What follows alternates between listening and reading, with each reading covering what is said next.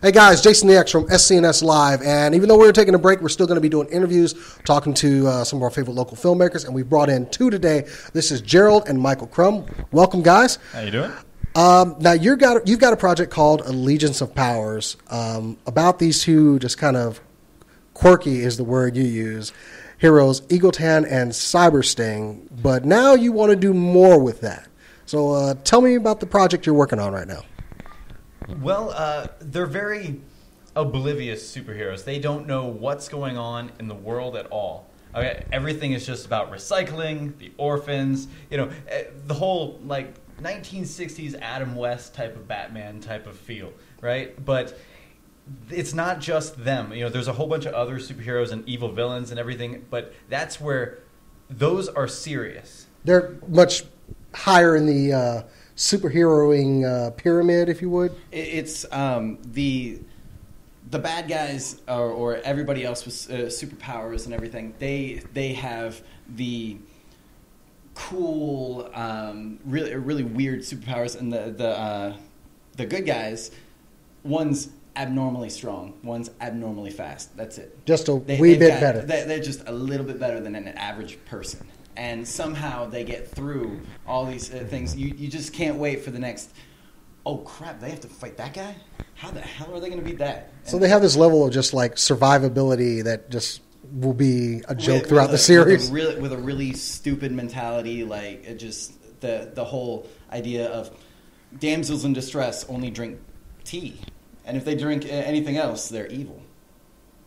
That somehow it works. No. I love it. But they're good at least of this the low level superhero, and are they actually good at that portion of it? I'm guessing no. they if somebody's screaming, they will only go help if they hear an "oh no" or a gurgling, strangling sound. Okay, I'm starting to understand where these guys. Well, actually, I'm not even understanding where these guys are coming from at all. I have to see this series. So do they actually? You said they're just slightly stronger and slightly faster. Are we going to see them maybe grow and get better at some point, and maybe graduate to bigger and better things? Actually, no. But what's funny is you're always going to have these guys who have these very limited abilities, and then you have other people who are insanely strong, can pick up cars, can hurl them, can do this. You have other people with these amazing superpowers coming in, and they're it's evil, or it's serious and it's evil, and you're like, you actually while watching it, you're like, oh, is this still Egotan and Cybersting type of a thing? I mean, you take the first thing that Egotan does when he meets people, he throws a sandwich or a chimichanga at somebody, and you're like, what? And you get into these villains that have weird superpowers that they've actually killed people. They're and it's all dark, and the comedic relief is these two main quirky characters that can't survive at all. The opposition is completely one-sided, and yet somehow they do. Somehow it's you think they're a little smart. They are. They don't seem, but they do things. Somehow it goes in their favor.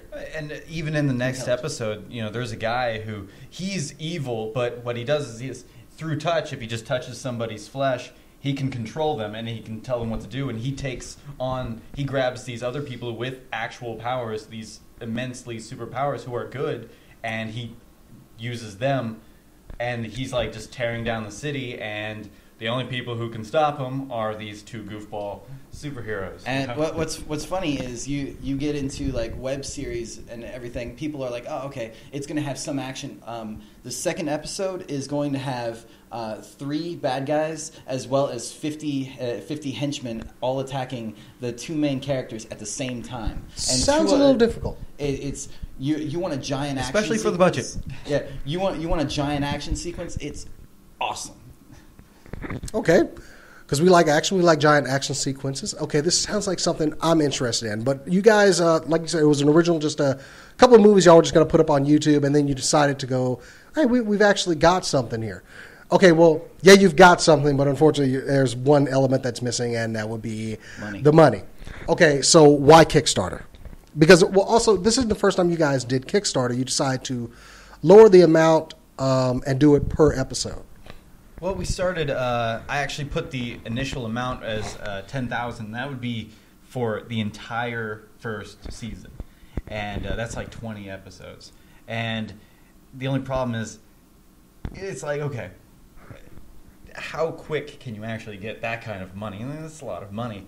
So we just decided, you know what? What if we just lower it and we just make it an episode per episode basis? Well, so if you're loving the first 2 episodes, pitching some money, let's get a third one. You get a per episode basis. Everybody can't wait for the next episode. So the quicker people throw in the money, the quicker we can do the project. Which is exactly what I was going to bring up. You can actually, yes, for this lower amount, you can get the product out there, but you can show what the product is. And now, here's what you're getting when you donate.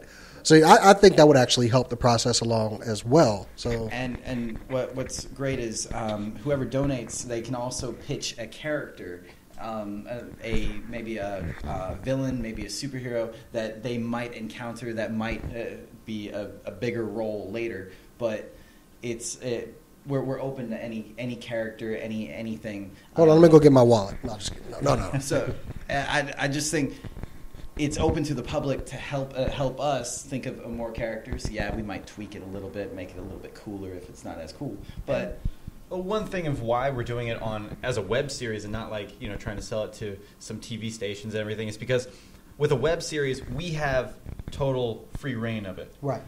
We have everything.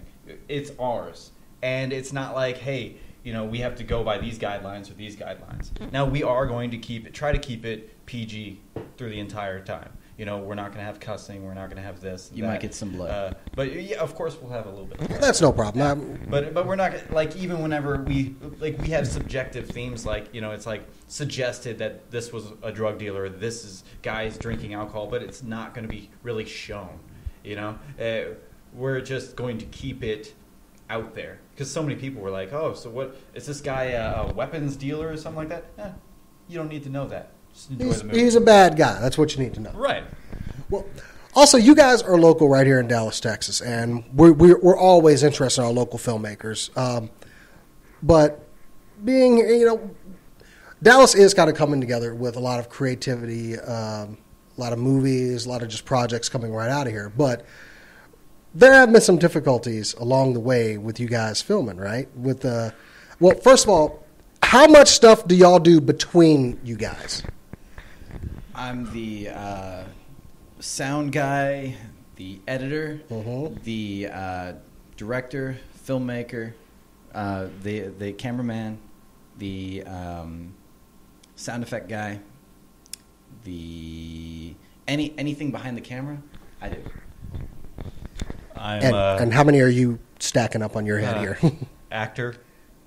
I'll even do a couple of roles during a movie. I was 2 roles during the first one, or during the first episode. I do the special effects, after effects. I do the anything visual. I do the gore effects. I do prosthetic work.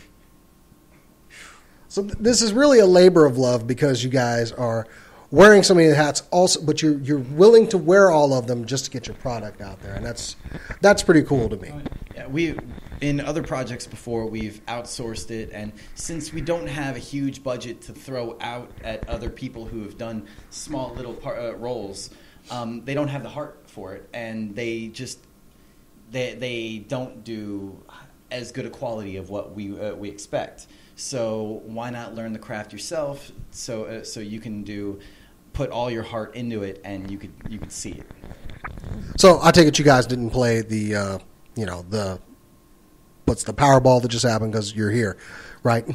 Sadly. Yeah, that's true. Sorry, I didn't win either. I tried. But anyway, we'll get it next time. If I get it, I'll definitely hook you guys up. But anyway, yeah, that's my ticket over there. Anyway. So, okay, filming around Dallas and getting these scenes shot, what are some of the difficulties y'all been running into around here? Well, locations, for one. It's like, for one, it's like, it's so hard to say, hey, can we use your house? We're not going to pay you anything. Can we use your house? And, Yeah, it's going to be subjected to a few action sequences. So a lot of people, they're a little bit apprehensive about it. Anything from just technical, we had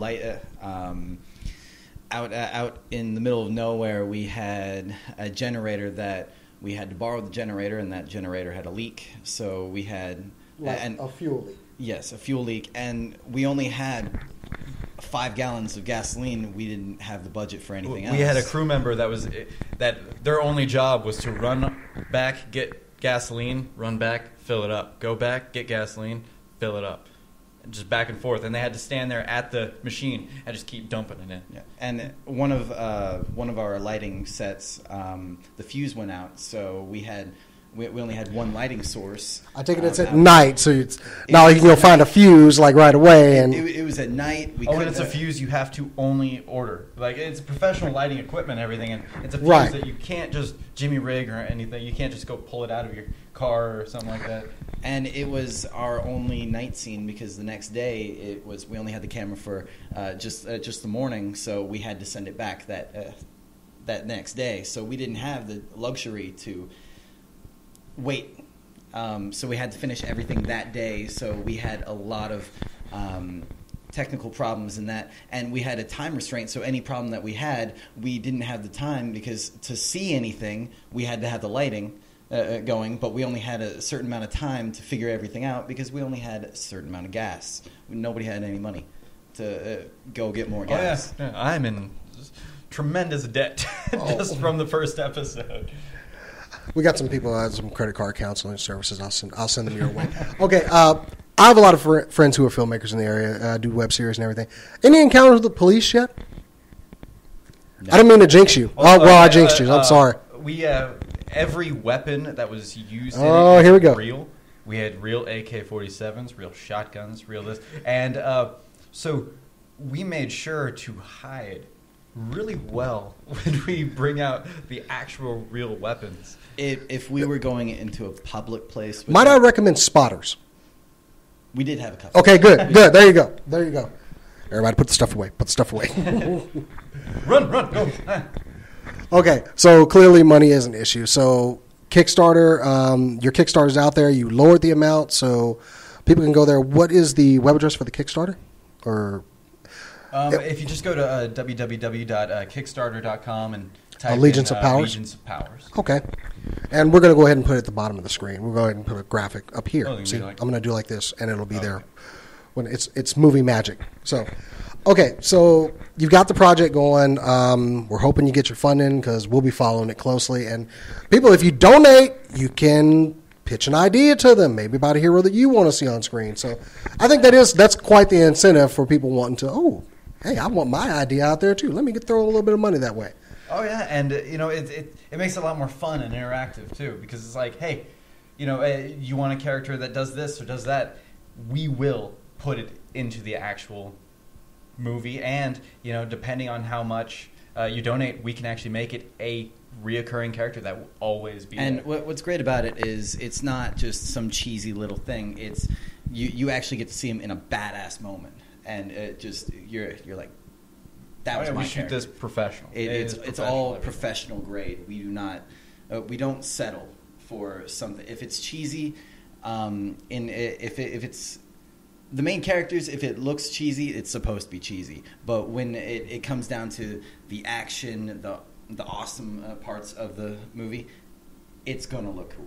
And one thing that I want to do is, if you pitch a character, what I want to do is, it's like, hey, I want the character to do this and this. I want to actually make a poster of your character, and it's going to say the Allegiance of Powers, with it. You hear that? See? So it's going to be even cooler, because you'll be like, yeah, that's mine right there. That's my poster. That's my character. I made that up. Okay, now that part really does sound cool. All right. So it's Allegiance of Powers. They're local here to Dallas. This is Gerald and Michael Crum. Guys, thanks for coming on board and interviewing. So check them out, guys. Hook them up. Let's get this project done. I'm Jason the X. Gerald. Michael. And until next time, guys, keep on nerding.